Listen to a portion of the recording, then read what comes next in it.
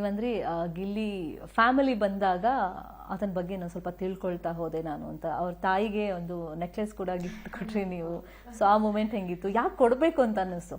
ಇಲ್ಲ, ನನಗೆ ನಾನು ಗೊತ್ತಿಲ್ಲ, ನಾನು ತುಂಬಾ ಪ್ರೀತಿಸುವಂಥದ್ದು ಅಂದ್ರೆ ತಂದೆ ತಾಯಿ. ಯಾರೇ ಆಗ್ಲಿ, ಯಾರ ಜೊತೆ ಮಾತಾಡುವಾಗ ಯಾರು ತಂದೆ ತಾಯಿನ ತುಂಬಾ ಪ್ರೀತಿಸ್ತಾರೋ ನಾನು ಅವ್ರನ್ನ ತುಂಬಾ ಪ್ರೀತಿಸ್ತೀನಿ.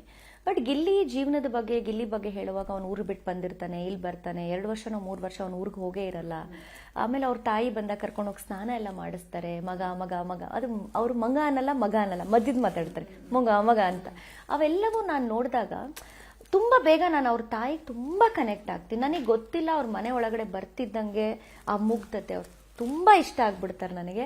ಅವ್ರ ಮನೆಯಿಂದ ಆಚೆ ಹೋಗೋವರೆಗೂ ಕೂಡ ನನ್ನ ಜೊತೆಯಲ್ಲೇ ಕಾಲ ಕಳೀತಾರೆ. ತುಂಬಾ ಮಾತಾಡ್ತೀನಿ ಸವಿತಮ್ಮನ ಜೊತೆ ನಾನು.